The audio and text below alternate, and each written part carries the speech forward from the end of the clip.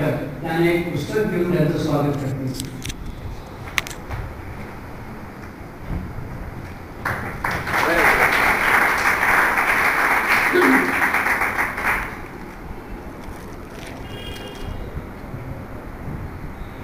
यानंतर आपण बराच वेळ काही वेळेला पहिल्यांदा देवाचं स्मरण करण्यात खर्च करतो म्हणत नाही, पण कार्यक्रमात वेळ. पण आपण इथे आपल्या कार्यकर्त्यांनी पूजन करूनच ठेवलेलं आहे. तर त्याच्यानंतर जे स्तवन आहे सरस्वतीचं, ते मी आरती गोंधळेकर यांना विनंती करतो की त्यांनी स्तवन म्हणावं.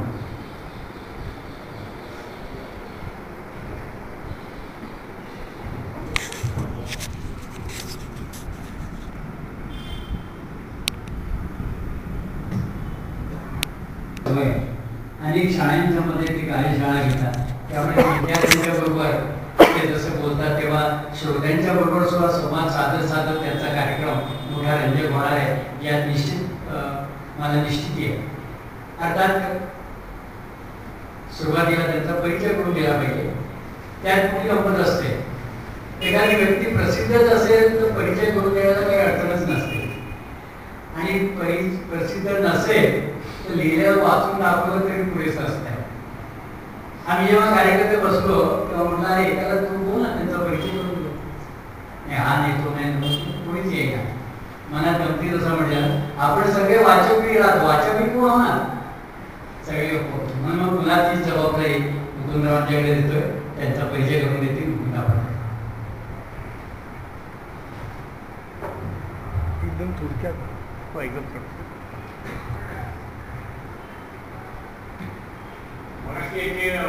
सांगतात. एक पुस्तक आलं की वाचक मेळावा एक आपण निदर्शनचं नवीन उपक्रम चालू केलेलं आहे. ते 21 वर्ष आहे. जेव्हा आम्ही म्हटलं की ह्या कार्यक्रमासाठी असावा काय असावा लक्षात आलं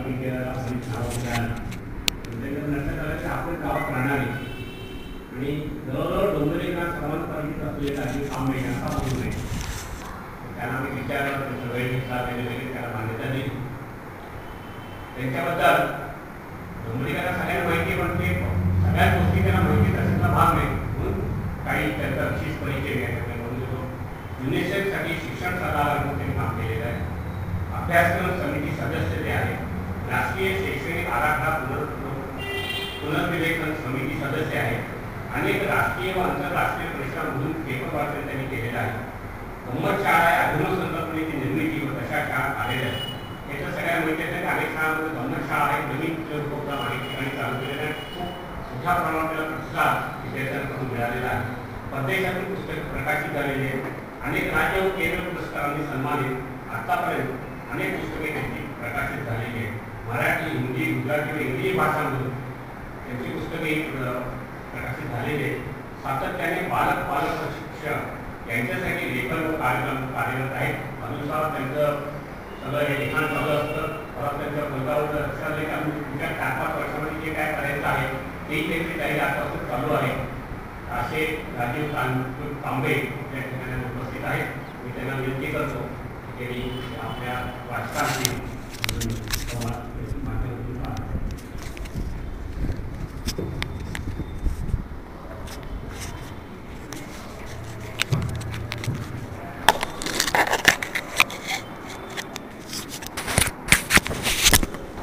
माझ्या प्रेमाखात्यात ते आता म्हणाले की मी प्रबोधन वगैरे, पण मला खरं तर लहानपणापासून प्रबोधन उद्बोधन वगैरे या गोष्टीची प्रचंड ती ॲलर्जी आहे, म्हणजे त्रासच आहे.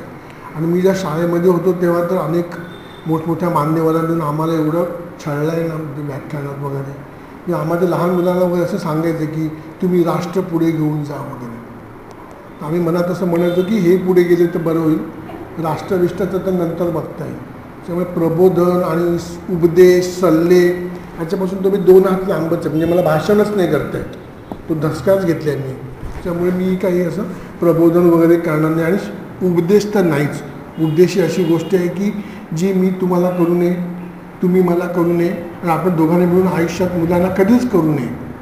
अनेकांच्या जिभेला खाज असते, 2दा उपदेश केल्याशिवाय ते चहा पित नाहीत. पण सध्या आपण त्यापासून लांब राहू. तर मला खूप सोपा विषय दिला की विषयच विसरलो, कुठला दिला पण विषय सगळ्यांच्या लक्षात आहे? पुस्तकांसोबत शिकताना विनोबांचं खूप चांगलं वाक्य आहे शिकताना याच्या संदर्भात. विनोबांनी असं म्हटलं की इंग्रजी भाषेमध्ये टू टीच आणि टू लर्न असे 2 वेगळे शब्द आहेत. म्हणजे शिकवणे आणि शिकण्यासाठी वेगळे शब्द. पण आपल्या भारतात ज्या 14 भाषा आहेत म्हणजे नोटेवरती, त्यातल्या एकाही भाषेमध्ये शिकवणे आणि शिकण्यासाठी वेगळा शब्द नाही ना. म्हणजे एकदम ऑथेंटिक विनोबाने सांगितले म्हणजे काय निर्विवाद प्रश्नच नाही. शिकणे एवढाच शब्द आहे. शिकवणे हा तयार केलेला शब्द आहे. शिकवता येतच नाही हा. हे डोक्यातून काढूनच टाकू आपण. शिकवता आलं असतं तर सोपंच झालं असतं. सगळ्यांनी घरामध्ये शिक्षणाची पाईपलाईनच टाकून घेतली असती. मुलाला धरला असता आणि बॉल ओपन केला असता शिक मेल्या करून.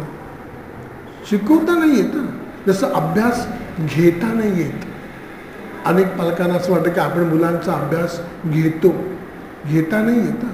अभ्यास म्हणजे काही कपाटातले इस्त्रीचे कपडे नाहीत की ते घ्या आणि पुन्हा ठेवा. तुमचा मुलगा म्हणाला मग घ्या ना माझा अभ्यास, मी नाही देत, घ्या तुम्ही. कसं घेणार? दादा धर्माधिकाऱ्यांची खूप चांगली गोष्ट. दादा धर्माधिकारी शिक्षक होते. त्यांच्या शाळेमध्ये जर विनोबा गेले. विनोबाने कधी मुलाला सोपा प्रश्न विचारला, तो मुलांना आलाच नाही. मग त्यांनी दादांना विचारला, त्यांनाही नाही आला. तेव्हा दादा सहज विनोबाला असं म्हणाले की आडात नाही तर पोहऱ्यात कुठून येणार. आणि विनोबा इतके गरम झाले, तापले आणि म्हणाले इतका अहंकार शिक्षकाला बरा नाही. एखाद वेळ पोहऱ्यामध्ये असू पण शकेल, आडात नसलं तरी. बिलकुल ये सीखना है. मी शिकवतो हे बाजूला करता येईल का?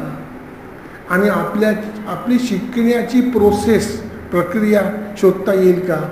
मग ते पुस्तकासोबत असेल, पुस्तकाबाहेरची असेल. आणि मग मी शिकतो आहे हे कळलं ना तर आपल्या पुढची पिढी शिकते. लक्षात घ्या. मी नुसतं शिकायचं नाही तर मी शिकण्याला चालना पण द्यायची. पुस्तक ते काम करते. म्हणजे मी पुस्तकासोबत शिकायचं आणि मग नंतर आराम करायचा नाही तर ती चेन सुरू राहणार. ती चेन कधी सुरू राहते? जेव्हा मी शिकतो. हा सेन्स, हा संदेश, आजच्या मुलांच्या भाषेत बोलायचं तर हा मेसेज मी पिंग करतो. पिंग म्हणजे मी द्यायला लागतो. माझे वडील मला लहानपणी सांगायचे की मी मरेस्तोवर काम करतो, ऑफिसमध्ये जाऊन रक्ताचं पाणी करतो, भयंकर कष्ट करतो, तेव्हा पैसे मिळतात, फुकटचे नाही मिळत. तेव्हा मला असं वाटायचं लहानपणी की आपणही मोठं होऊ, शिकायला नको, आपणही काम करू, रक्ताचं पाणी होणार असेल तर थोडं पाणी जास्ती पिऊ, पण पैसे मिळवू. पण आता शिकण्यातून मुक्ती, एकदा मोठं झालं तर सुटलो. आजूबाजूच्या कुठल्याही मोठ्या माणसाने मला कधीच सांगितलं नाही की अजून मी शिकतो. अजून हा माझ्या पिढीचा झालेला मोठा लॉस आहे. मग ती मुलं आहेत ना, जे आता तुमचे नातवंड आहेत ना, तुमच्याशी का बोलत नाहीत? तुमच्याकडे का दया येऊन बघतात? कारण त्यांना माहिती आहे की हे शिकत नाहीत, हे रक्ताचे पाणी करणाऱ्या ग्रुपपैकी आहेत. उससे आम्हाला कोई रिश्ता नाही आहे. हे आउटडेटेड केस आहे, एक्सपायर डेट संपलेली आहे. मी जर पुन्हा पुन्हा सांगत राहिलो की काय ते दिवस होते ना आणि खोया छान गाणं काय सॉलिड ना आणि 50-60 मधली मेलडी खूप आहे ना, तर मुलांना म्हणजे नातवांना एवढंच कळलं की यांच्या नादाला लागू नये. हे 1960 आहेत, अजून वेळ लागेल, आता 215 चालू आहे. हा मी बदलला आहे बिलकुल. कॉम्प्युटरच्या भाषेत सांगायचं तर आपण विंडो 95 आहे आणि आपल्या पुढची पिढी विंडो 10 10. आणि विंडो 10 तुम्हाला सगळ्यांना माहिती असेल तर फ्री डाउनलोड आहे विंडो 10. जर तुमच्याकडे विंडो 7 असेल तर फ्री डाउनलोड. का डाउनलोड? कारण त्याच्यासोबत आणखीन 50 गोष्टी माझ्या कॉम्प्युटरमध्ये घुसवत आहेत आणि मला आमिष दाखवतात की घ्या, विंडो 10 फ्री आहे, घ्या. तुम्हाला जर तुमच्या मुलांचे प्रश्न कळत नसतील तर तुमच्या सॉफ्टवेअरमध्ये गडबड आहे. तुम्ही अपग्रेड होणार आहे. आपल्याला काय नवीन शिकायचं आहे ह्याचा ॲक्शन प्लॅन आपल्यालाच करायला लागेल आणि सुरुवात करायला लागेल. पुस्तक आणि पुस्तकाबाहेर अशा 2 चॅनलचा विचार आपल्याला करायला लागेल शिकण्यासाठी. म्हणजे मी जर कोणाच्या घरी गेलो आणि त्या पालकांना सांगितलं की माझा नंबर सेव्ह करा, तर ते मला म्हणतात की ती बाई मला म्हणते मला नाही सेव्ह करता येत, मला फक्त फोन घेता येतो आणि बंद करता येतो. पिंकी, काकांचा फोन सेव्ह कर. मग पिंकी अत्यंत दया येऊन आईकडे बघते आणि मनात म्हणते 5,000 रुपयाचा फोन वापरते, स्वतः सेव्ह करण्याची अक्कल नाही आणि मला अभ्यास कर सांगते. कधी शिकेली आहे? मग आई पुन्हा अभिमानाने सांगते ह्या फोनमध्ये काय काय आहे ते सर्व पिंकीला माहीत आहे. म्हणजे या वाक्याचा उलटा अर्थ काय होतो की मी इतकी मूर्ख आहे की मला या फोनमधलं काहीच माहिती नाही. शिका. का लोकसत्तेत बातमी वाचली का फोन नंबर सेव्ह करताना एका बाईचा जळून मृत्यू? तर नका शिकू, बघा ना, शिके तो. पण मी काही नवीन शिकणार नाही, माझं काही अडत नाही, मला कोणी फालतू प्रश्न विचारू नये, पण बाळ तू शिक असं कोण ऐकत नाही. त्यांना एवढंच कळतं की यांच्या नादाला लागू नये. चेन तुटते. मी सतत शिकतो, कुठेही कुणाहीकडून केव्हाही आणि कधीही हा मेसेज मला पुढच्या पिढीला सतत द्यावा लागतो. सतत. then only you can communicate with the children, otherwise not. Otherwise you are stopped, simply you are dead. मी नाही हे वापरत, नाही मला इंटरेस्ट आहे, मला कळलं पाहिजे काय आहे. म्हणजे कॅन्डी क्रॅश हा गेम माझ्या मोबाईलमध्ये नाही, मला अजिबात तो खेळ आवडत नाही, पण मला उत्सुकता. मी मुलगा खेळत असेल तर मी त्यात तोंड घालून सांगतो की मला सांग ना, मला तर इंटरेस्ट आहे, तू ते ह्या गोळ्या का खाली पाडतोयस?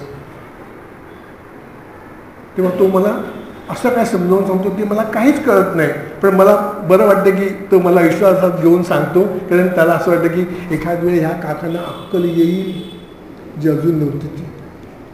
बरं इंटरेस्ट घेत आहे. मैं किसी से भी सीखना चाहता हूँ, पुस्तकांसोबत नाही, कुणाही सोबत. माझी शिकण्याची प्रक्रिया मी पुस्तकाच्या माध्यमातून मुलांपर्यंत आणि इतरांपर्यंत पोचवू शकतो. म्हणजे पुस्तकाने तर म्हणजे माझ्या आयुष्यात तर पुस्तकाने प्रचंडच फरक केला, प्रचंड. रूढ अर्थाने मी शिकलेलोच नाही.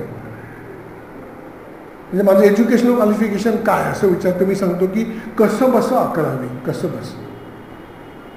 व्यवस्थित तर इम्पॉसिबलच. म्हणजे मी 11वी पास झालो, आज चमत्कार होतो. म्हणजे आमच्या घरच्यांचा तेव्हापासून देवाबिवा विश्वास बसला असेल की मी पास होऊ शकतो.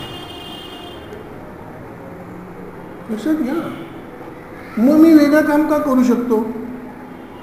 म्हणजे मी पुस्तकाबाहेरचा विचार करू शकतो. मग आपल्याला काय काम करायचं आहे? पुस्तकासोबत शिकणं म्हणजे काय?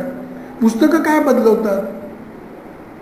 खूप मोठं मला बदलवणारं पुस्तक मला असं वाटलं की तोत्तो-चान तुम्ही पुस्तक वाचलं असेल, तेत्सुयाने कुरियागाशीचं. जगातल्या 33 देशामधल्या 142 भाषांमध्ये भाषांतर. अमेझिंग पुस्तक. तोत्तो-चान ही लहान मुलगी आहे आणि ती मस्ती करते आणि प्रश्न विचारते, म्हणून तिला शाळेतून काढून टाकलं जातं पहिलीत. की तिची आई तिला सांगत नाही आणि ती तिला कोबायाशींच्या शिक्षण तज्ज्ञांच्या शाळेत घालते, जी काही रेल्वेच्या डब्यात शाळा भरते. त्या शाळेतले अनुभव म्हणजे तोत्तो-चान. ते पुस्तक वाचून संपलं. मी माझ्या मुलींसोबत वाचत होतो आणि माझ्या मुली असं म्हणाल्या की पप्पा आपण शाळा सुरू करू शाळा? मला तर शाळेला काही माहितीच नाही आणि शाळेविषयी तर प्रचंडच राग माझ्या मनात. कारण मी तर कधी सुखासमाधानाने शाळेत गेल्याचं आणि आनंदाने घरी येण्याचं तर आठवतच नाही मला एकही दिवस. शाळेच्या कालखंडातला सगळ्यात आनंदाचा दिवस कुठला? वेळ, की शाळेतून घरी यायची जी वेळ असते ना, ती मला खूप आवडायची. पण तेव्हा कुठलाही उपदेश नाही, प्रबोधन नाही, सल्ले नाही, तू असा आहेस तसं आहेस असं कोणीच नाही. आणि त्या काळात तर मी तेवढ्या वेळामध्ये घरी येताना 400 ते 500 रुपयाची खरेदी करायचो रोज, इंटू ब्रॅकेट मनातल्या मनात. प्रत्येक दुकानासमोर उभं राहायचो आणि म्हणायचो की हा टी शर्ट घेतला, ही बर्फी खाल्ली, मसाला दूध प्यायलो. घरी जाऊन मार खायचाच आहे ना, आत्ता मजा तर करू. रोज नवीन कपडे जाताना. आई मला रोज विचारतो याला उशीर का होतो? कसं सांगणार, मार खायला कोण लवकर वेळेवर जाईल. शिकण्याचं इनपुटच नाही दिलं गेलं. म्हणजे आज मी मुलांशी जे बोलतो ना, ते ज्या इनपुटविषयी बोलतो, तोत्तोचानमध्ये ते शिकण्याचं इनपुट दडलेलं आहे. ज्या ज्या शाळांना, प्रयोगशील शाळांना भेटी दिल्या, तिथे गेल्यानंतर तोत्तोचान विषय निघाल्यानंतर पुढचं बोलणंच बंद. सगळे शिक्षक आणि आम्ही प्रिन्सिपॉल तोत्तोचान विषयीच बोलत नाही. असं कधी झालंच नाही की शिक्षण क्षेत्रामध्ये माणूस काम करतोय आणि तोत्तोचान पुस्तकाने भारावलं नाही. वाचायलाच पाहिजे पुस्तक. आणि तोत्तोचानचं सगळ्यात मोठं पण आणखी मला अरविंद गुप्ताने सांगितलं की हॉलिवूडचे लोक तिच्याकडे पैशांच्या बॅगा भरून गेले की याच्यावरती आम्ही सिनेमा काढतो तोत्तोचानवर. तर ती म्हणाली की मी हयात असेपर्यंत तर नाहीच, पण मी मेल्यानंतर पण 50 वर्ष नाही. पण एकदा सिनेमा काढला की त्या पुस्तकाची वाटच लागली. मला व्हिज्युअल्स रेडीमेड नको आहेत, मला वाचताना मी जी डोळ्यासमोर तोत्तोचानची शाळा बघतो ना, ती ग्रेट आहे. ती मला पडद्यावर नको आहे. आणि हे त्या तेच सीन करू आकाशीने ओळखलं. शाळा काढायची असं माझ्या मुलीने सांगितलं मला. टिळकनगर शाळेतच माझ्या दोन्ही मुली शिकल्या. मी म्हटलं इम्पॉसिबल, हे जमणंच शक्य नाही, शाळा बेळा तर नाहीच. अचानक रविवारी, ते माझी मुलगी पहिलीच होती, रविवारी 2-3 पालक असे घरी आले. माझ्या मैत्रिणीचे, म्हणजे मुलीच्या मैत्रिणीचे वडील, कोण भाऊ, कोण आई. 1 आले, 2 आले, 3 आले. पण अचानक अशी माणसं घरी कशी काय आली? म्हणजे एक तर घरात कोण गेलं असलं तर येतात, नाही तर काही चांगलं काम बोलवलं असेल तर. तसं काहीच घरात घडलेलं नाही आणि कोणीच काही बोलत नाही. 3 आले, 4-5 पालक येऊन बसले. शेवटी मी म्हटलं की काय म्हणजे सहजच का? ते म्हणाले की नाही, तुम्ही काय शाळा सुरू करताय ना? शाळा कोणी सांगितलं? तुमचीच मुलगी म्हणाली. तीच म्हणाली की आमच्या बाबांनी बोलवलं आहे. आणि टिळकनगरमध्ये दर शनिवारची आमची शाळा सुरू झाली तोत्तोचानच्या धर्तीवर. मग शनिवारी 2 तास असणारी शाळा मुलांना कमी पडायला लागली. मग आम्ही रविवारी 2 तास सुरू केली. 8 वर्ष आम्ही चालवली. तोत्तोचानच्या नंतर दुसरं परिणामकारक असंच पुस्तक म्हणजे गिजूबाई बधेकांचं दिवा स्वप्न.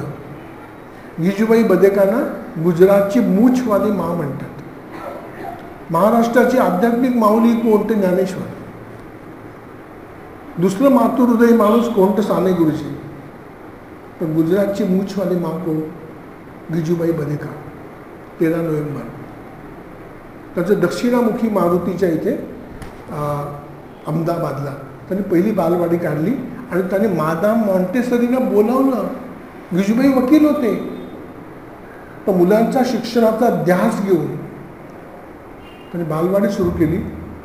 त्यांच्या शाळेतल्या प्रयोगांचं पुस्तक म्हणजे दिवा स्वप्न. अमेझिंग. म्हणजे मला असं वाटतं की मूल समजून घेण्यासाठी, आपली पुढची पिढीशी ट्यून होण्यासाठी हे खूप गरजेच्या गोष्टी आहेत की ही मुलं शिकण्याची प्रोसेस काय आहे. गिजूबाईंना शिकण्याची प्रोसेस काय उलगडली. तर आम्ही जर असं केलं की वर्गाचं खोली बंद करायचे, मुलांना खेळायला व्हायचे, ते दरवाजाला भोग पाडायचे आणि बघत राहायचे आणि मुलं कशी शिकतात ह्याची निरीक्षणं नोंदवायचे. ती निरीक्षणसुद्धा वाचण्यासारखी आहेत. असाच प्रयोग होशंगाबादला झाला. अनिल सदगोपालन, कृष्णकुमार आणि रैना या तिघांनी मिळून त्या ठिकाणी प्राथमिक शाळा सुरू केला होशंगाबाद मध्य प्रदेशला. एकलव्य प्रोजेक्ट जो अजूनही चालू आहे. त्यांचं पुस्तक आहे, त्याचं नाव आहे प्राशिका, प्राथमिक शिक्षा कार्यक्रम. अप्रतिम पुस्तक. म्हणजे रिअली ते मोटिवेटेड, दे ट्रान्सफॉर्म, दे चेंज. म्हणजे सोबत शिकणं पुस्तकांच्या, पुस्तकं देतच जातात आणि आपण आतमध्ये अडकत जातो, वेगळं राहूच नाही शकत आपण. जशी शिक्षणामध्ये काम करताना ही जशी पुस्तकं भेटली ना, तशी आणखीन वेगळी पुस्तकं भेटत गेली. पण त्याहीपेक्षा मला गंमत सांगावीशी वाटते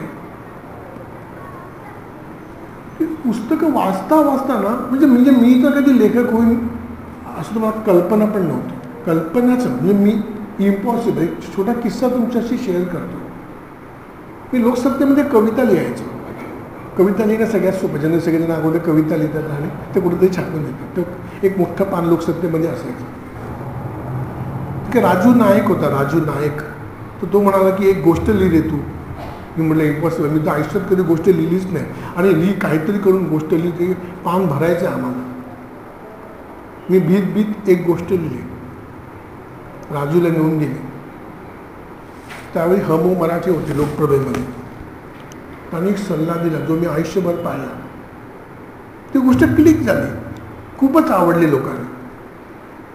हमो मराठीने सांगितलं राजू नायकला की राजू तांबे आले तर भेटायला पाठवा.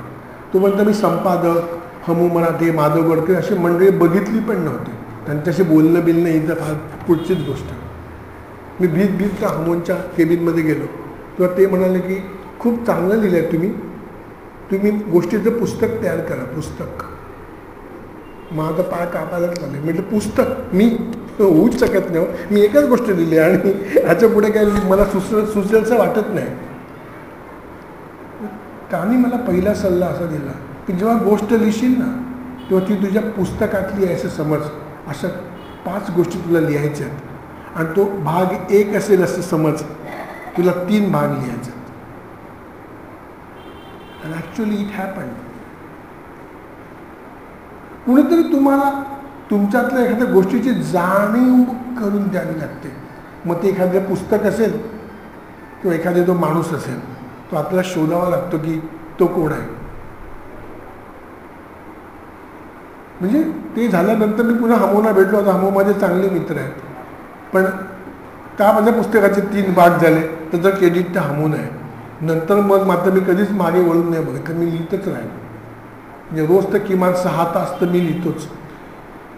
म्हणजे मी जर कधी लिहिलं नसेल तर माझी मुलगी म्हणते तू फार चिडचिड करते पप्पा, लिहिलं नाही का. जर बस शांत बसाने लिही ना, वाच ना. तर तिला मुलांनाही कळतं की न लिहिलं तर काय चिडचिड होते. तर पुस्तकांमध्ये गंमत मला असं वाटायला की प्रयोगशील होणं. आपण एकाच वाचनामध्ये अडकत नाही ना, ही पण काळजी घेतली पाहिजे. नाही तर मग एक ट्रेंड पकडतो आणि तिथेच त्याच ट्रेंडमध्ये अडकतो. म्हणजे वाचताना सुद्धा आपल्याकडे विविधता आहे का, तर शिकताना विविधता येईल. नाही तर आपलं वाचन एकांगी झालं तर शिकणं पण एकांगी होईल. वाचन आणि शिकणं याची जर मेळ घालायचं असेल तर पहिल्यांदी मुझे कुछ अलग करना है. मी वेगळं करू शकतो आणि मला वेगळं करायचं आहे. ही ज्योत, हा दिवा, ही आग मनामध्ये पेटवावी लागते, तरच शिकणं चालू होतं. ऐकताना त्रास होईल ना. पण कृती बदलायची असेल तर विचार बदलला पाहिजे. विचार बदलायचा असेल तर भाषा बदलली पाहिजे. भाषा बदलायची असेल तर इनपुट बदलला पाहिजे. इनपुट. प्रॉब्लेम त्या इनपुटमध्ये होतो आणि मग आपण शिकण्याकडे जात नाही. 3 दिवसापूर्वी डोंबिवलीतल्या एका प्रथित यश शाळेत, हल्ली सगळ्या शाळा प्रथित यश असतात, तर ती त्यातल्या त्यात जुनी शाळा डोंबिवलीत, तिकडे मुख्याध्यापकांनी भेटायला बोलवलं म्हणून गेलो होतो. मुख्याध्यापक आता रिटायर व्हायला 3-4 वर्ष असतील बहुधा. म्हणजे ते टिपिकल नॉस्टॅल्जिक असतात ना, की काय ते जुने दिवस होते ना, आणि काय ते आमच्या शाळेचं वैभव होतं ना, आणि काय त्या शाळेमध्ये आमच्या मुलं होती ना, असाच सूर. पण आताची मुलं इतकी की काही शिकवताच नाही येत. मी म्हटलं तुम्ही अध्यापनशास्त्र कोण शिकलंय, मुलं शिकली आहेत की शिक्षक. DEDला असा काही विषय होता का तुम्हाला? सुसंस्कृत मुलांना शिकवण्याच्या पद्धती, झोपडपट्टीतील मुलांना शिकवण्याच्या पद्धती, निम्न वयोगटातली मुलं, अशा होते का पद्धत? तुम्ही बदला, मुलं बदलली ना, पण तुम्ही बदला. हे अजून त्याच काळात शिक्षक जर बदलायला तयार नसेल, मुलं कशी बदलणार? आपल्याला आपल्यातल्या बदलाची जाणीव जशी परिस्थिती करून देते तशी ही पुस्तकं करून देतात. बिलकुल ये हम जाने. इथे कुठेतरी गडबड निर्माण होते असं वाटतं मला. 60 मुलं असतील तर शिकवता येत नाही असं शिक्षकांनी विधान केलं. बघा किती भयंकर विधान आहे. मी म्हटलं प्लीज ना, मला नाही शब्द ऐकूच येत नाही. तुम्ही मला असा प्रश्न विचारा, 60 मुलं असतील तर कसं शिकवावं सर? हां, माझ्याकडे 20 उत्तर आहेत आणि तरी समाधान होत नसेल तर मी एक लेसन घेतो, तुम्ही मागे बसा ना. बिलकुल सिखाना है या भागना है? सबबी पुढे करायचे का जुन्या काळात रमायचं आहे? हे एकदा ठरवलंच पाहिजे. जुना काळ चांगला होताच, काहीच त्याच्याविषयी म्हणणं नाही. हाही काळ तेवढाच चांगला आहे जर सकारात्मक बघितलं तर. आपण फ्रीज नाही झालं पाहिजे, फ्रीज त्या काळात. आपण जेवढे बदलणार तेवढे शिकणार. एक सोपी फॉर्म्युला लक्षात ठेवा, सोपा फॉर्म्युला. आपण एखाद्या माणसाला ढ म्हणतो, ढ का म्हणतो माहिती आहे? जे सगळे जुने शिलालेख आहेत ना, तेव्हापासून ढ हे एकमेव अक्षर आहे की जे बदललेलं नाही. बाकी सगळी अक्षर बदलली. जो बदलत नाही तो ढ तसाच आहे. बाकी सगळी बदलली. बिलकुल हमें बदलना आहे. आपल्याला बदलायचंच आहे आणि आपल्याला प्रयोग करायचेच आहे. मग आपण एक पाऊल पुढे जाऊ. खूप वेगळं आणि अपिलिंग पुस्तक मला वाटलं आत्ताच्या काळातलं. 2-3 महत्त्वाचे. एक मला खूप आवडलं ते the monk who sold his Ferrari, Robin शर्माचं तुम्ही वाचलं असेल तर. खूप स्पायसी इंग्लिश आहे, खूप कुरकुरीत इंग्लिश आहे, अतिशय सोपं आहे. त्याचं मराठी अनुवाद अगदीच बंडल आहे. मी इंग्लिश वाचलं तर आणखीनच चांगलं आहे. तो इंग्लिश मराठी अनुवाद काही भयंकर नाव आहे, संन्याशी ज्याने आपली संपत्ती विकली वगैरे असं काय. ते कोण पुस्तक वाचलं असेल देणार. मी ते आणलं मराठी पण काही हिंमत नाही झाली.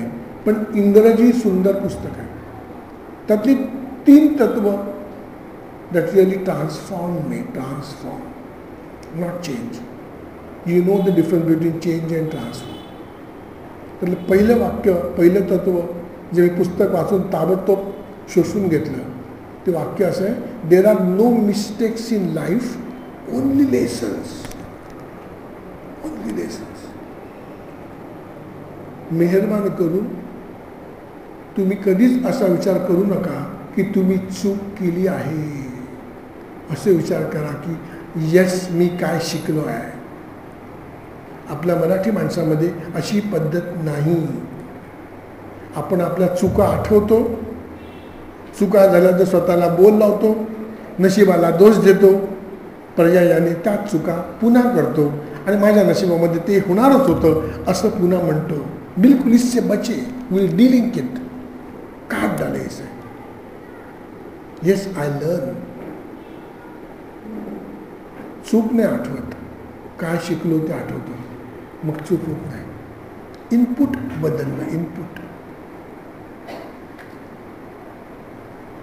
म्हणजे ॲपल 6 फोन आला, ॲपल 6. तर मी म्हटलं ॲपल 6 घ्यायचाच, नवीन टेक्नॉलॉजी काय बघायचीच. iOS. मी नाही अँड्रॉइड वापरणार. घेतलाच. सोलापूरला कार्यक्रम होता असाच. पूर्ण मुलं पॅक इथपर्यंत बसली होती. कार्यक्रम रेकॉर्ड करायचा म्हणून मी फोन इथे ठेवला आणि बोलतोय. आणि कार्यक्रम संपला तर मुलं इतकी जवळ आली बोलायला, प्रश्न विचारायला, शेखाण करायला. इकडे फोन आहे माझ्या लक्षातच नाही आणि मी पुढे गेलो. आणि 10 मिनिटांनी एक मुलगा माझा फोन घेऊन माझ्याकडे आला आणि म्हणाला, सर तुमचा फोन आहे. एक क्षण मला असं वाटलं की ओ माय गॉड, 60,000 रुपयाचा फोन. पण मी त्या मुलाला जवळ घेऊन म्हटलं की यस, मी आजपासून शिकलो. जेव्हा जेव्हा मी उभा राहीन ना, फोन खिशात, इकडे नाही. वेगळा रेकॉर्डर त्याच्यानंतर घेतला. आता मी रेकॉर्ड फोनवरती नाही करत, या रेकॉर्डरवर करतो. 2000 रुपये, हरकत नाही, विसरलो तर. पण नॉट इन ॲपल 6. अजून ती चूक पुन्हा केली नाही, कारण फोन अजून शिल्लक आहे. मी बदललं आहे. मी जर म्हटलं की चूक झाली, वाट लागली, माझ्या हातून कसं काय झालं, गाडीची आपल्याला अक्कल नाही, मला वाटलं सुद्धा आपल्या नशिबात तेच आहे, गेलाच खड्ड्यात माणूस. आपण सुद्धा आपल्या मुलांना तू काय चुका केल्या याची अख्खी कुंडली सांगतो, आणि पुन्हा पुढच्या वर्षी पुढे पण तसं जमणार नाही हेही सांगतो. हम बदले, यश जमेल, होईल, बघतं प्रयत्न करून. पडलाच खड्ड्यात तर मी आहे, हात द्यायला बघू, तर तू जा. तर कधी शिकतो? गलती करने का मौका मिले तो ही सीखे, तो ही. लक्षात घ्या, चुका करण्याची संधी दिली तरच चुकातून शिकण्याची हिंमत मिळते, अदरवाईज नॉट. टिळकनगर शाळेच्या समोर कधी रस्ता क्रॉस करणारी मुलं बघा, ज्यांचे पालक 8वी 9वीतल्या मुलांचे गच्च हात धरतात ना, गच्च, त्या आयुष्यातून उठली म्हणून समजा मुलं ती. पण त्या आईवडिलांचा विश्वासच नाही अजून हा रस्ता क्रॉस करेल.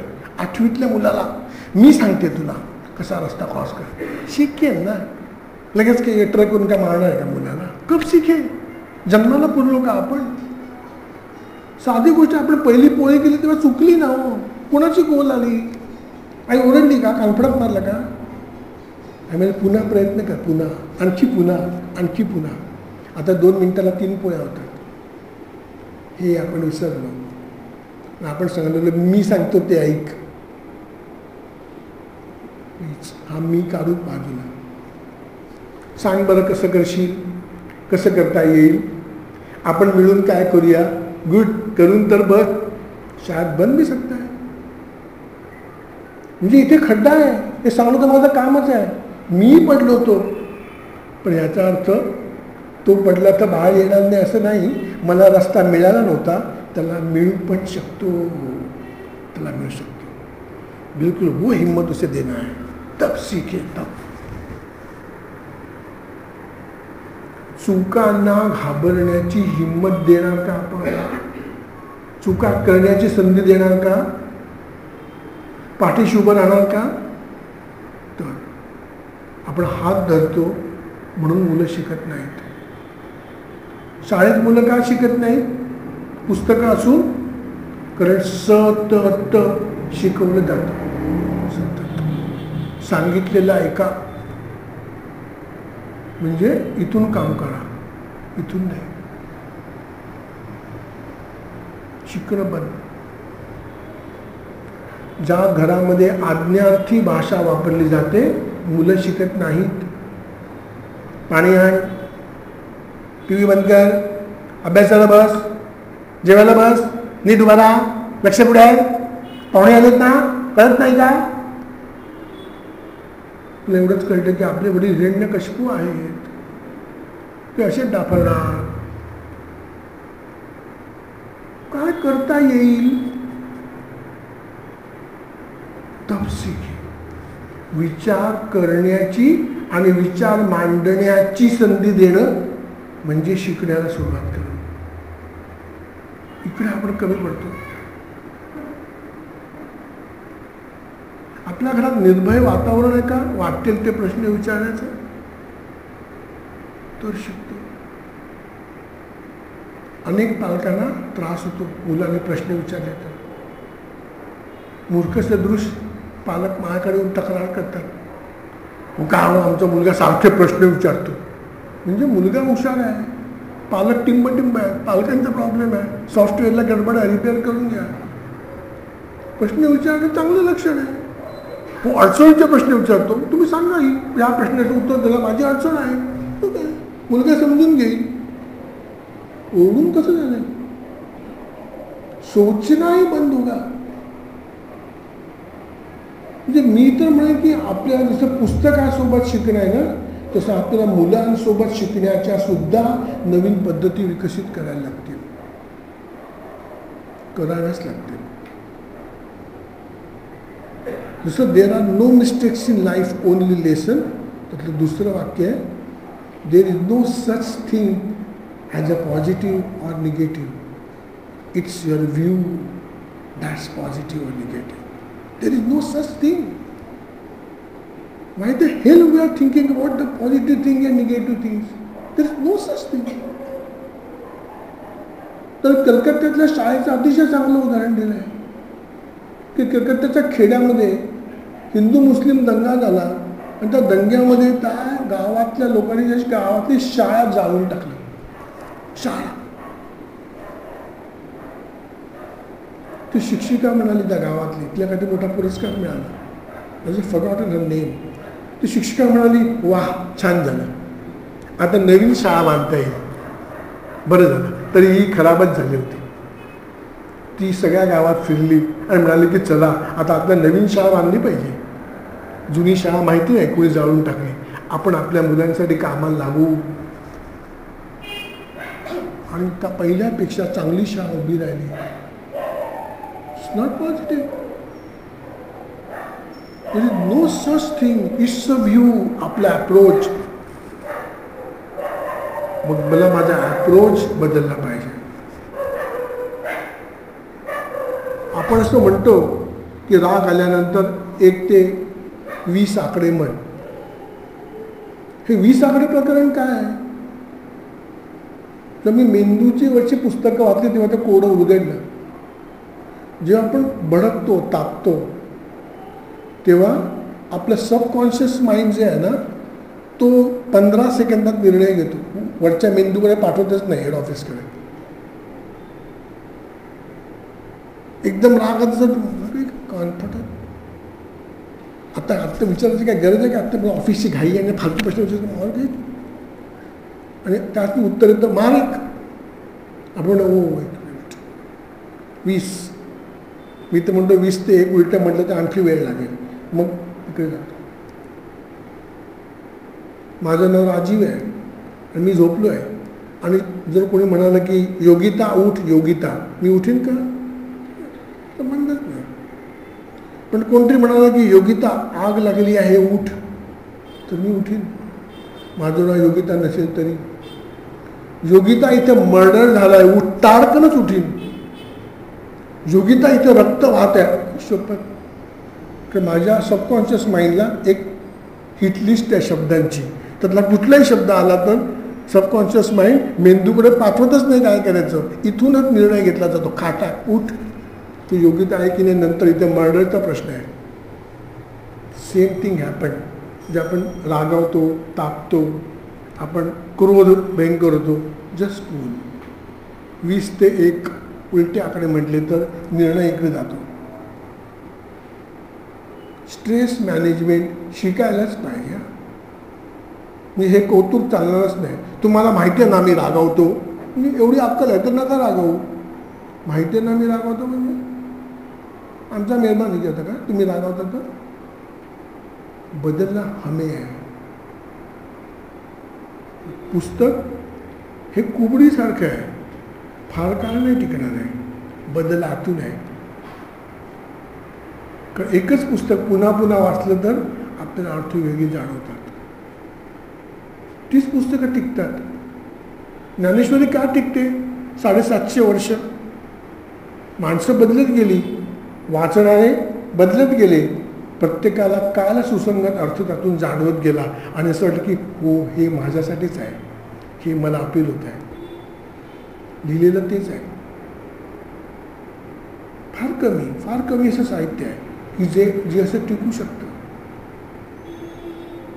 ते शोधलं पाहिजे आपल्याला. म्हणजे वाचताना सुद्धा 3 लेवलवरती वाचलं पाहिजे की महाराष्ट्रातलं ग्रेड काय, भारतातलं ग्रेड काय आणि जागतिक पातळीवरचं ग्रेड काय. 3 टप्पे वाचतो का आपण?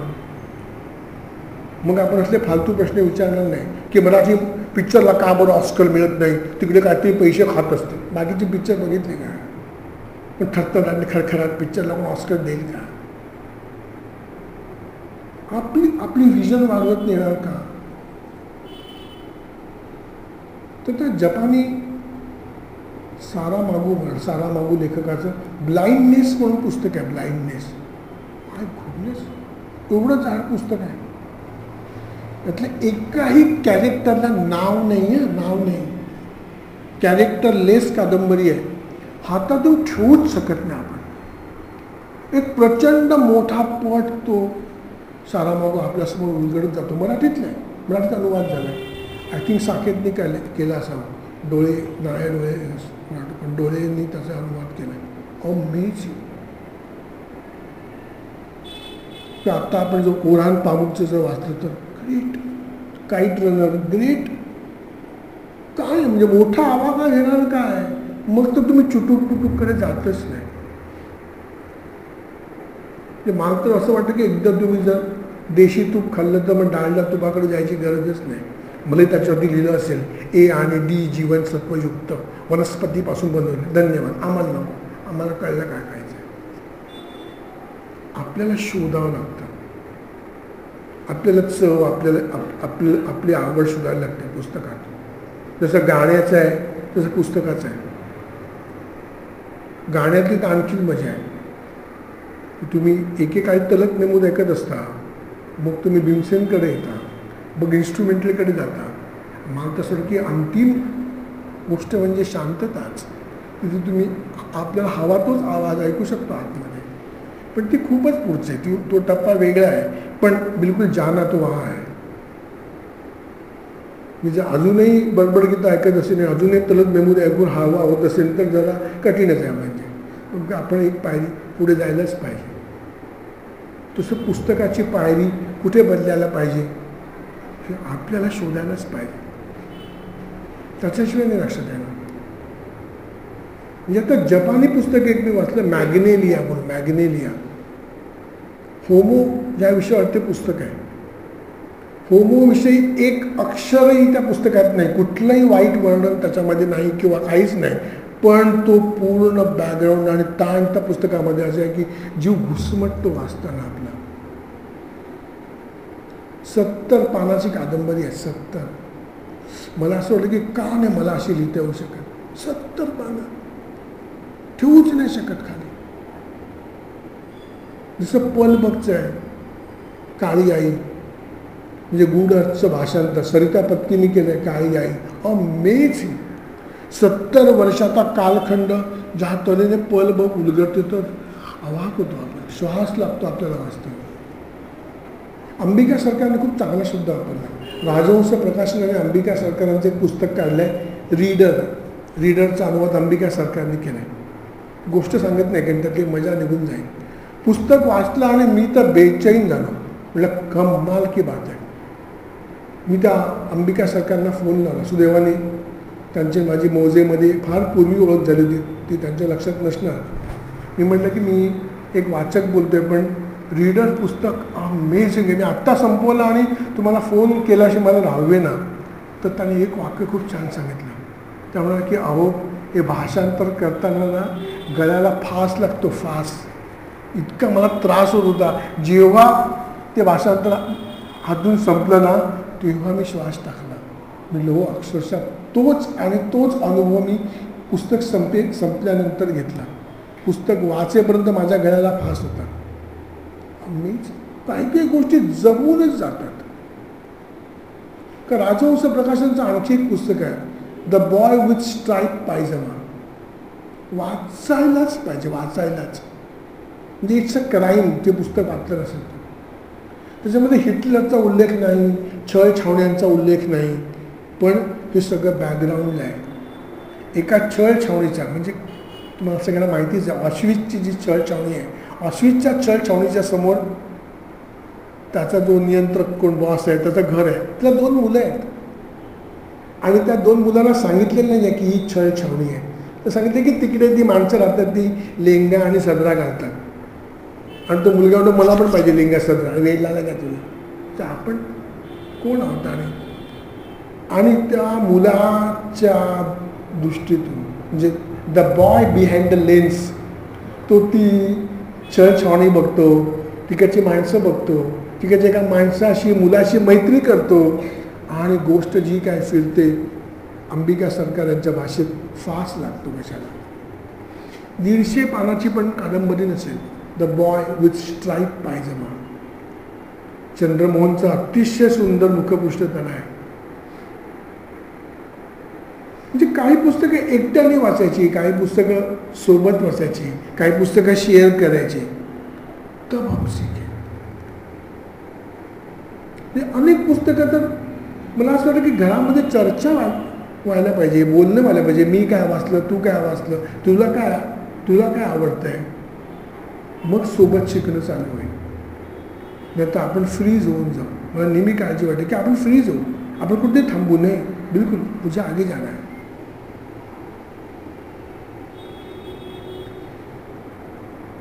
द मॉन्कमधलं आणि द अल्केमिस्ट तुम्ही सगळ्यांनी मला असं वाटतं वाचलं असेल. पावलो कोएलोचा अल्केमिस्ट तिथं एकदम एकेकाळी धमाका करून टाकला होता त्या पुस्तकाने. पण त्या पुस्तकातलं एक तत्व मी सतत फॉलो करत आलो आणि that help me lot rather. अजूनही मी तेच तत्व वापरतो. त्याच्यामध्ये तो एक देव आहे आणि तो त्या एका बारमध्ये येतो. एक बारमध्ये एक माणूस बसलेला असतो. तिथे तो देव येतो अचानक त्याच्यासमोर आणि त्याला असं म्हणतं की तुला जर मनापासून कुठलं काम करायचं असेल ना, then the whole universe is there to help you. असं वाक्य आहे. The whole universe is there to help you. तो माणूस वैतागतो. तो म्हणतो की पण हे मला कसं कळणार, माझं तर कुठलंच काम होत नाही. तर तो म्हणतो की जस्ट वेट. तर ईश्वराने तुझ्या रस्त्यावरती चिन्ह लावून ठेवली आहेत, चिन्ह, ती जरा बघ. तो माणूस वैतागून म्हणतो की मला नाही दिसत चिन्ह बिन्ह. बरोबर. तरी पण जेव्हा तू संकटामध्ये असशील, जेव्हा तू प्रॉब्लेममध्ये असशील, तेव्हा you just keep quiet. Just keep quiet and open your ears to listen and there to talk with you. तर तो म्हणतो की कसं काय, पण देव कसा माझ्याशी बोलेल. तो म्हणतो एक्झॅक्टली देव नाहीच बोलत, पण काही संबंध नसलेला कोणतरी माणूस येऊन तुला काहीतरी सांगेल. समज की तो मी आहे. तुला कुठेतरी एक असं चिन्ह दिसेल, त्यातून तुला क्लू मिळेल. समज की ते मी लावलं आहे. तर तो माणूस जाम हातबल झालेला असतो. तो म्हणतो एक्सक्यूज मी, तुम्ही कोण आहात. आणि तो माणूस अदृश्य होतो. But this I followed lakhs of time. कधी मला अडलं किंवा प्रश्न पडला तर स्ट्रेस कंट्रोलपेक्षाही I just keep quiet and open my ears. Phone लावतो. कळतंच the whole universe is there to help. कुठून तरी संदेश येतोच. कोणतरी येऊन तुम्हाला सांगतं. कुठला तरी माहीत नसलेला मुलगा, कुठला तरी माहीत नसलेला माणूस तुम्हाला उगाचच सल्ला देतो. फक्त मी उत्सुक असतो की तो कधी मिळतोय आणि तो मला मिळतोच. मी तर आता खूपच निवांत आहे त्या पुस्तकानंतर. Not at all disturb. आधी मी तसं नव्हतो. आधी मी टिपिकल मराठी माणसासारखा होतो की हो माझीच वाट लागते. नेहमी माझ्याच तोंडाजवळ आलेला घास जातो. माझाच वाईटावरतीच हे सगळं जग आहे. माझीच नेहमी अशी पंचायत होते. इतरांचं बरं चाललं आहे. आता मला नाही वाटत. मला असं वाटतं आराटी खूप आतमध्ये शांत आहे, खूपच आनंद आहे. आणि काही अडचण आली तर आलेच ना, फोन केल्यावरती मिळणारच आहे ना बदल. The whole universe is there to help me. Why I should bother. मी चांगलं काम करलो एवढंच हो जाईल. शोधावंच लागतं आपल्याला पुस्तकातून. ही तर पुस्तकातूनच मिळालेली गोष्ट आहे.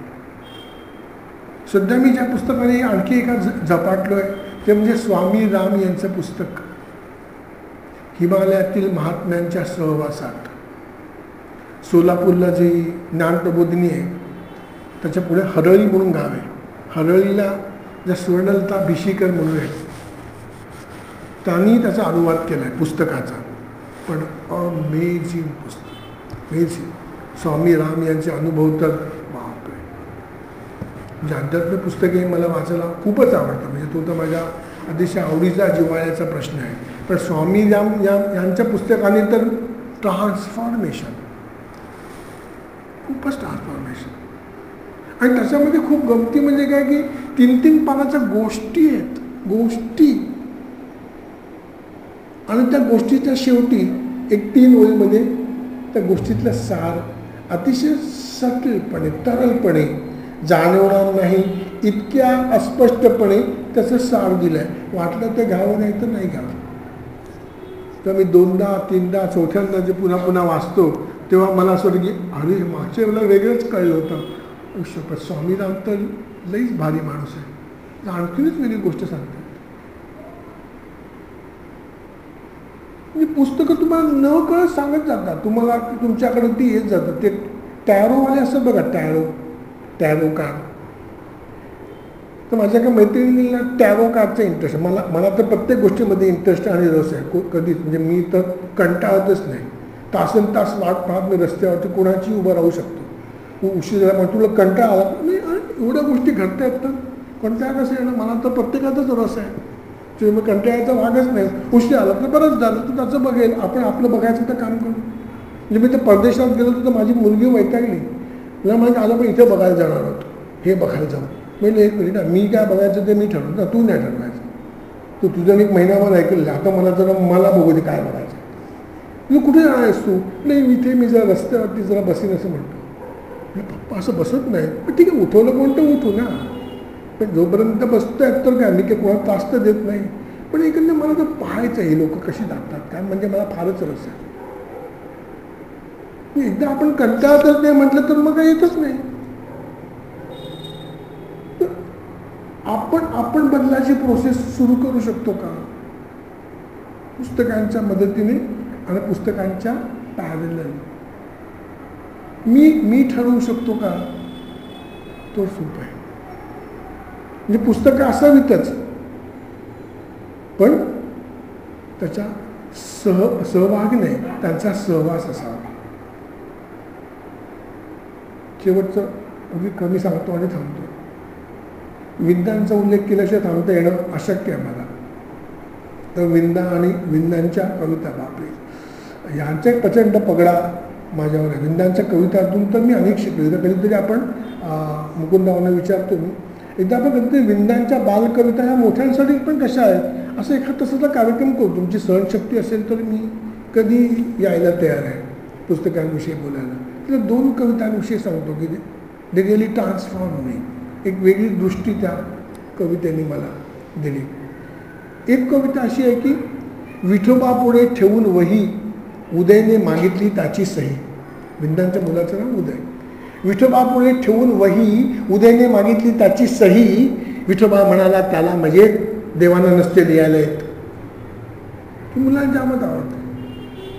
मी असं विचारला की देव का लिहित नाहीत, काय प्रॉब्लेम काय देवाला? मग मी विचारलं की आपण का लिहितो? आपण हिशोब ठेवण्यासाठी लिहितो, नोंद करण्यासाठी लिहितो. बहुधा देवाचं मुलांवरती बेहिशोबी प्रेम असेल म्हणून तो लिहित नसेल. मी प्रेमात हिशोब करतो का? मग माझा प्रॉब्लेम आहे. एवढा क्लासला घातला, इतके पैसे खर्च केले तरी टक्के वाढले नाही, प्रॉब्लेम झाला. पैशाचा हिशोब लावायला लागले. बेहिशोबी आहे का?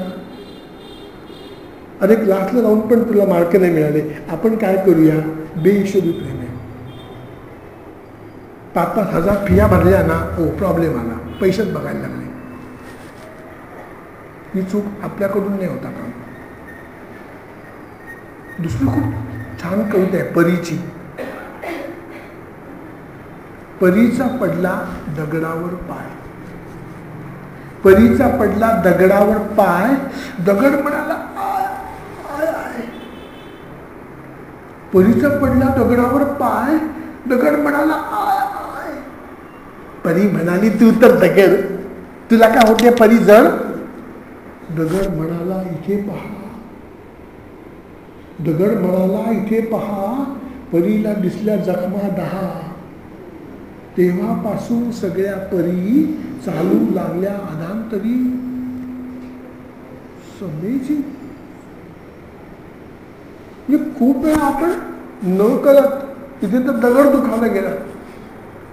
म्हणजे खूप वेळा आपली मुलं आपण बऱ्यापैकी दगड असूनही आपल्याला दुखावतात आणि त्यांना असं वाटतं मग काय झालं, तुम्ही तर दगडच आहात ना. अरे जखमा आत होतात, बाहेर नसेल. मग किमान आपण आता जखमा मुलांपर्यंत पोचू तरी देणार नाही. ही कविता मला शिकवायला लागली. विज्ञानची प्रत्येक कविता, बालकविता तर किती बोलावं थोडं कमीच आहे. Really really change, transform. प्रत्येक कविता एक वेगळी गंमत घेऊन येते. आणि शेवटच्या पुस्तकाचा उल्लेख केल्याशिवाय थांबताच येणं शक्य नाही. म्हणजे टागोरांचं साहित्य अकादमीने प्रकाशित केलेलं. साहित्य अकादमीचं मुद्दामून सांगायचं कारण ते मामा वरेरकरांनी केलेला अनुवाद आहे. कारण आता त्याचा आता कॉपीराईट निघाल्यामुळे सगळ्या पुण्यातल्या प्रकाशकांनी टागोरांची पुस्तकं काढली. तर ती वाचू नये. साहित्य अकादमीचं ऑथेंटिक आहे मामाने केलेला अनुवाद. त्याचं नाव आहे एकविशंती, म्हणजे 21 गोष्टी. The great. मला असं वाटतं त्यातली अशी एक जरी गोष्ट मला लिहिता आली तर ज्ञानेश्वरांसारखी आपण खड्डा करून समाधी घेऊन टाकू, दगड लावून टाकायचा पुढे. काबुलीवाला गोष्ट तर प्रत्येक जीवनाच्या वेगवेगळ्या टप्प्यावरती ती आपल्याला वेगळी वाटते. म्हणजे लहानपणी मला तो काबुलीवाला आवडायचा, मग ती मिनी आवडायची.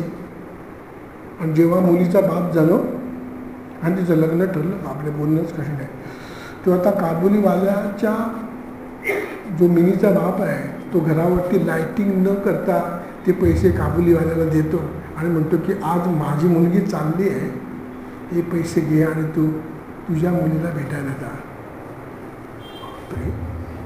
प्रत्येक टप्प्यावरती वेगळी दिसते. मिनी जेव्हा लहान असेल तेव्हा काबुलीवाला तिच्या हाताचा ठसा घेतो.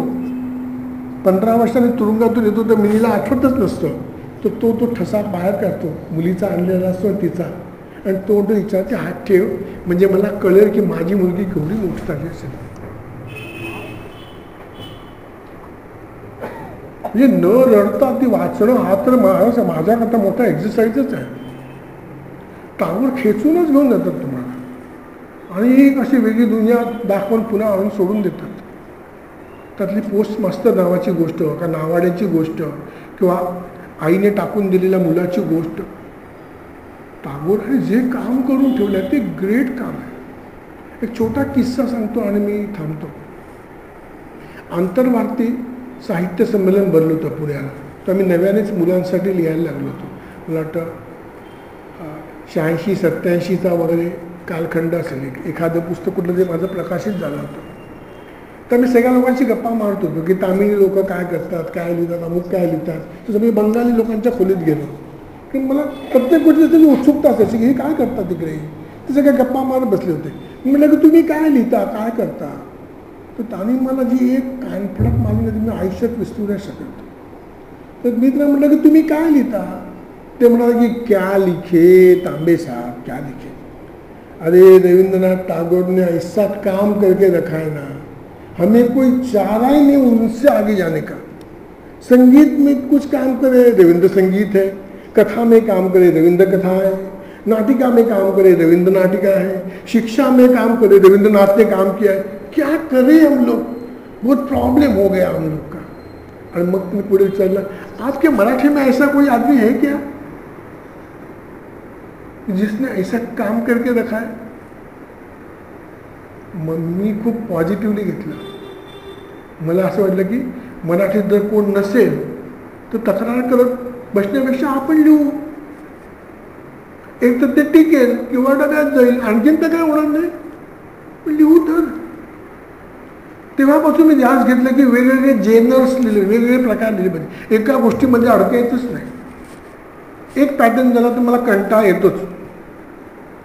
म्हणजे मी बघाशी गमतीत त्यांना म्हटलं की मला लिहायला बसलं की मला इन्कमिंग फ्री आहे. मला एकदम आईला भडाभड सुचतात. म्हणजे हा माझा मोठा प्रॉब्लेम होतो की आता काय लिहू. म्हणजे किमान 2017पर्यंत काय लिहायचं हे तर माझं टाइम टेबलच ठरलं आहे. वेळ पुरत नाही ते कॉम्प्युटरवरती बोटं मारायला. म्हणजे आता मी विज्ञान भय कथा लिहितोय, त्याच्या आधी विज्ञान प्रयोग कथा लिहिल्या.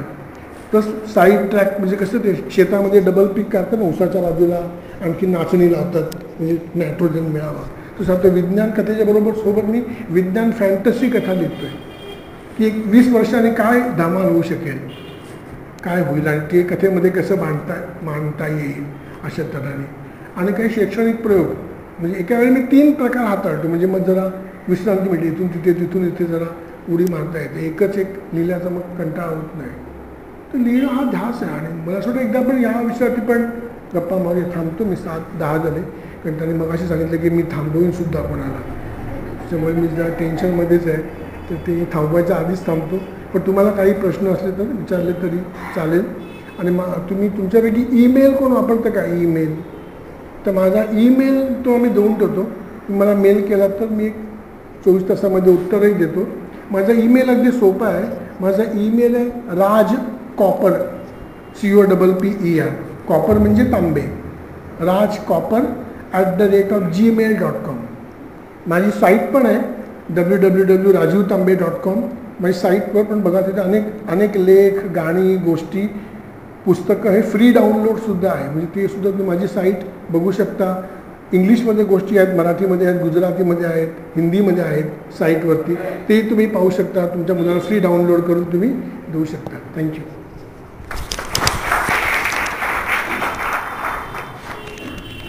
शिकवण्यापेक्षा शिकणं स्वतःबरोबर मुलांच्या बरोबर विकवून जवळजवळ 55 उरलेली 20 मिनिटं बाकी आहे.